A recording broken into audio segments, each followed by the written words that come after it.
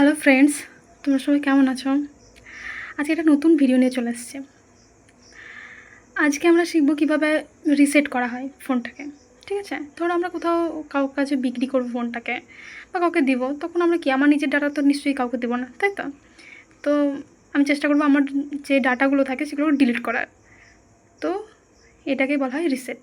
ঠিক আছে, তো মানে তুমি যখন তোমার ইগুলো ডিলিট করে দেবা পুরোটাই, ঠিক আছে, তখন কী হবে না, তো তোমার ফোন একদম নতুনের মতো দেখাবে, নতুন হবে অন্যজনের কাছে।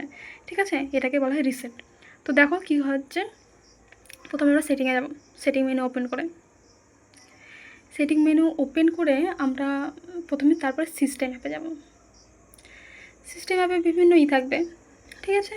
তখন আমরা এই যে ব্যাকআপ অ্যান্ড রিসেট ওকে করে এখানে দেখো সব আছে। ব্যাকআপ ডাটা, তুমি ধরো তোমার ব্যাকআপ নিতে চাও, তুমি তোমার ফোনের ব্যাকআপ মানে বলতে গেলে তোমার তোমার ফোনের ডাটাগুলোকে তুমি একটা জায়গায় রেখে দিতে চাও, বা তোমার ধরো সব যখন ডিলিট করে দেবে তুমি, তখন তখন কি নিশ্চয়ই ব্যাকআপ নিতে হবে, না তো তোমার সব ডাটা সব ডিলিট হয়ে যাবে, জন্য ওটা ব্যাকআপ।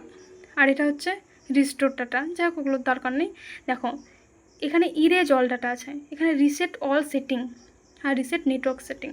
ঠিক আছে, রিসেট অল সেটিং মানে তোমার এই ফোনই থাকবে, জাস্ট সেটিংগুলো তুমি ধরো কোথাও অন কোথাও অফ করে রেখেছো, কোথাও চেঞ্জ করে রেখেছো, সেগুলো রিসেট হয়ে যাবে সেটিংয়ের। আর এখানে ইরেজ অল ডাটা বলে আছে, দেখো।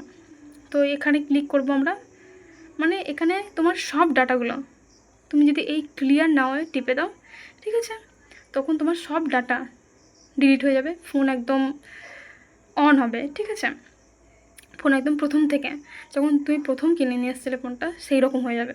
ফোনটাকে আবার লগ ইন করতে হবে ইমেল আইডিতে, আবার সব কিছু শুরু করতে হবে নতুনের মতো।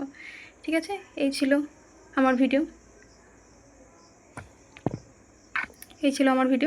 ঠিক আছে, ওকে, বাই।